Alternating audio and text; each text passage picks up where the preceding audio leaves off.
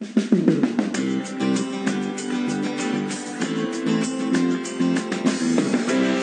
Veterans Day. We're talking about all things veteran here on Chris Fabry Live. A few months ago, I saw a report about Vietnam veterans and an anniversary dinner that was conducted that mirrored a dinner when President Nixon opened the White House and had, for returning prisoners of war, had a dinner for them. And as the footage, the reel showed, here comes John McCain walking toward an airplane after being released, and right behind him, a man that I've known for a number of years. I met him first in his work with Larry Burkett. His name is Lee Ellis. Well, this morning, Oklahoma Governor Mary Fallin spoke, and Lee gave the keynote address at the Veterans Park Wall dedication in Enid, Oklahoma. This evening, he's going to be speaking at the Legacy Award ceremony. He's the author of Leading with Honor, Lessons from the Hanoi Hilton. Lee, Colonel, it's great to have you back with us. How are you today? Oh, I'm doing great. It's just been we had a wonderful celebration there in Enid, Oklahoma today as they dedicated, they actually bought and established permanently one of the moving walls, an 80% replica of the Washington, D.C. Vietnam Veterans Memorial. So it's been a really, really good day. Yeah. So what did you say? You gave the main address there. What did you tell the people assembled? Well, first of all, I recognized the veterans, and there were many there. There was, probably several thousand there. And their contribution to our society, their sense of responsibility and resourcefulness that veterans bring home with them after their training and service, and taking leadership and roles they play in the community. And then I talked about the losses that we all suffered in the war and the people who didn't come home. As a POW, your worst nightmare was that you would be left there and left behind. So we always try to get our name and our shoot-down date or capture date and our branch of service out to anybody we could contact, contact was covert because we weren't allowed to communicate overtly. And, not wanting to be forgotten and how important it is for we Americans not to forget our veterans who didn't come home.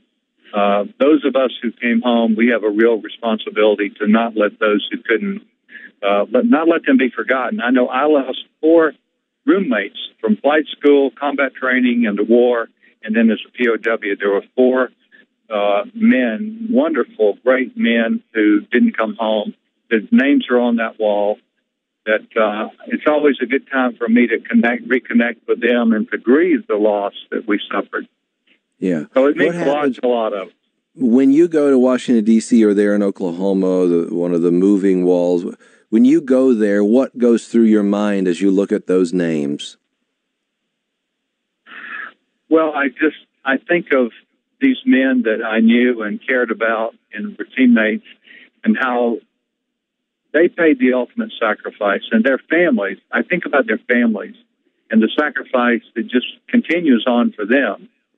And then I think about, the blessing that I had to be able to come home, and who knows why I did and they didn't. No, we'll never know those kind of things. It's just part of God's plan that we don't understand. And I just realized that part of my purpose in life is to honor them, to live in a way that honors them, and also to kind of keep their memory alive, at least their sacrifice. Yes. I saw this news report and an interview that Diane Sawyer did with you and 2 other veterans, 2 other prisoners of war. I want to play a little 1-minute clip from that. And here you'll hear Lee's voice, I believe, first here, talking about how long he spent as a POW. Here it is. Captured November the 7th, 1967, and there for 1,955 days. 2,103 days in the prison camp. 1,900 days in prison. And 40 years later, they still recognize the squeaky gate from that prison hell. They're coming for somebody, and it ain't good. They beat my good friend to death over the first month on his wounds. Captain Guy Gruters says as he listened to the screaming, he knew his only choice was to ask God to teach him how to forgive. I got on my knees heavy, and after 3 months of heavy prayer, real heavy prayer, I'm talking hours a day, I could finally form just in my mind the words, Lord, forgive them. I was praying for them, praying for the captives. That's the G. Through their prison walls, That's the V. they tapped letters to each other for God bless you, and came away with lessons about what courage really is. What is it? Courage is fear that has said its prayers. None of us was as strong as we wanted to be or we thought we would be. Courage is not always, the end of the fight. Courage is a process. November 7, 1967. You probably remember that day pretty vividly, don't you, Lee? Well, I sure do. We just celebrated I think it was our 46th anniversary of being shot down last week, November the 7th. And my partner that was in the airplane with me, I called him and checked in, and we talked about that day. So it was a very important day in our lives. Our lives changed forever that day when that airplane blew up under us, and we had to jump out and parachute out in enemy territory, and they were waiting for us on the ground. So it did. It altered my life forever. And you know the thing, Chris, I grew up in a Christian home, and so I had strong faith. And when I was able to live through that experience and actually be taken to the Hanoi Hilton, and I was bombed and strafed 3 times by American Air Power en route to north to Hanoi, and then the local populace tried to kill me 3 times. And my enemy, the soldiers, actually had to protect me to take me into Hanoi. When I experienced all that, it was pretty clear to me that God was in control. I wasn't. And my job was just to stay alive and to live out the purpose that He had designed for me and to honor Him.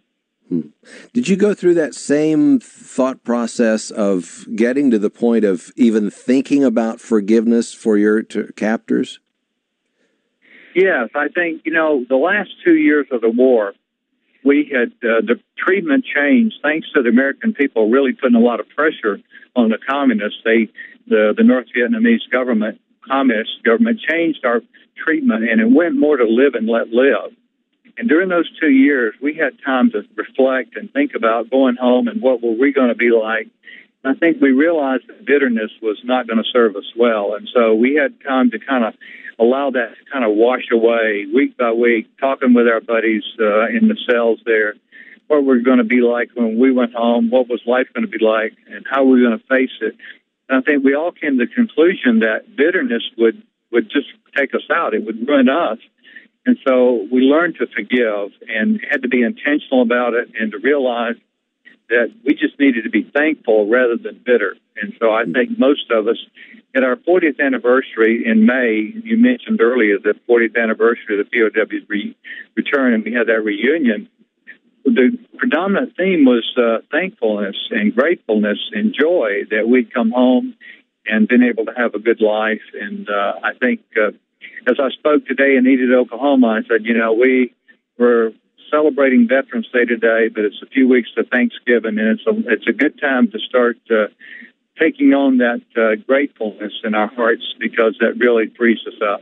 That mirrors something that I had a conversation with another person in the Philippines this morning who was saying that same thing in church yesterday, that the people were there, they were grieving, a lot of them didn't know what was going to happen around the corner, but they were just grateful to God for being able to be alive, especially with the great loss of life around them. So anytime you get into that kind of a crucible, it will cause you to either go one way or the other, toward thanksgiving or toward the bitterness, as you say. Right. Viktor Frankl, whom I had the pleasure to meet right after we came home, in his book, Man's Search for Meaning, he says when there's a situation, there's a space between the stimulus and the response, and in that space lies a choice, and in that choice lies our freedom. And I think that's true. When we face a crucible, we have the opportunity to make a choice to be bitter or to be thankful. And, if you choose being thankful, you move toward freedom. If you choose bitterness, you move toward shackles and imprisonment. Yes. Isn't that something, how it wraps you up? And even if you're not listening, we're talking about veterans, but if you're listening and you are bitter and your anger is turned to bitterness, that is wrapping you up. It's not doing anything against, you think about the North Vietnamese, your bitterness toward them wasn't doing anything against them. They didn't care about that. But when they see in you this striving toward forgiveness, that process, there's something different there, isn't there? Well, it is. It's freeing to the individual, and it's freeing to the other person eventually. At least it's freedom in our mind. The other person may not accept it if it's somebody in a family member. I see families sometimes where there's some bitterness going on, and but it has to start with freeing yourself from that bitterness, and then you afford the other person the opportunity also for that same freedom. They may or may not take it. But Lee Ellis, I think. Go ahead. Lee Ellis is founder and president of both Leadership Freedom and Freedom Star Media. He spent 5 years in a POW prison in Vietnam or in different ones. He's a United States Air Force colonel. And if you want to find out more about him, you can go to the website, chrisfabrylive.org. We've linked to Leading with Honor, his book that he wrote, Lessons Learned from the Hanoi Hilton. In the few moments that we have left, what lessons did you learn there that you've taken with you throughout the rest of your life?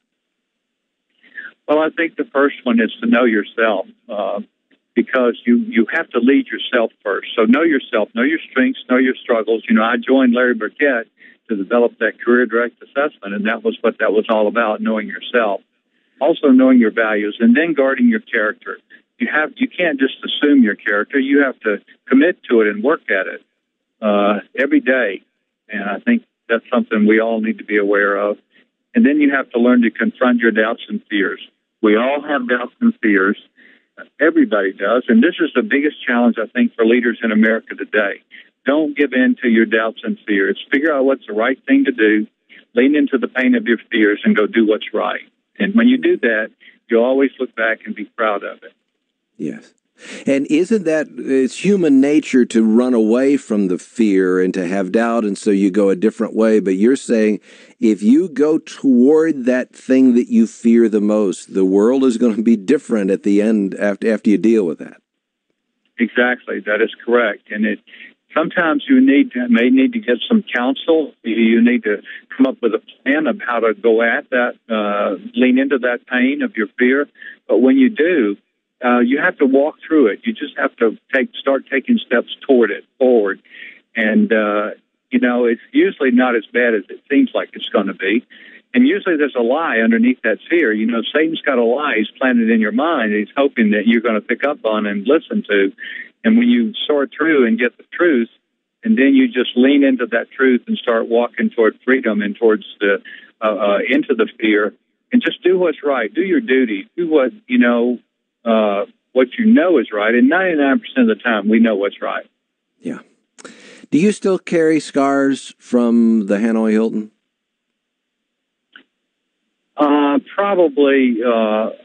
Probably do. I'm not as aware of them, but I have been gaining freedom over the years, and especially in the last 10 or 15 years. I had a nature because of that experience, to be more controlling than I needed to be about things I didn't need to control. I had to learn that and kind of let go of things to some degree. Yeah. Anger was a problem at times, and most people didn't see that, but it was there, and my family saw it sometimes, so I had to learn to let go of the anger, and just some things like that. I think there were real scars. The hypervigilance was another, and all those things really kind of went back to my war experience, and to some degree my personality as well. Yeah. What do you say to those who are coming back now from Afghanistan, or they've come back from Iraq and other venues, and they're dealing with those memories, PTSD and others? Yeah. I think the one thing we learned, the Vietnam POWs learned, was that time together, those last 2 years, being together with our buddies who had gone through the same experience, was invaluable for us to begin to break free from some of the PTSD type stuff. I think if we'd come home 2 years early, we'd have been a mess. So I think you need to be with friends who've been through it, but in a good circumstance and good situations, because those people who've been through similar things, they understand what you've been through. They can relate to it. Secondly, one of the things that's helped me along the way is getting into some counseling. And my wife, being a counselor, she's a certified counselor, has helped me a lot because her knowledge and experience and wisdom has helped me to deal with some things. And then reconnecting from time to time with my old buddies and letting them share what's going on in their lives has been helpful. So, and I think finally, just a real commitment to grow. I knew that I had problems in areas, and we all do. And so my goal has been to coach myself, learn to coach myself to a higher level of performance personally and professionally, and always be learning and growing. What a pleasure. Lee Ellis, author of Leading with Honor. You can find out more about it at chrisfabrylive.org.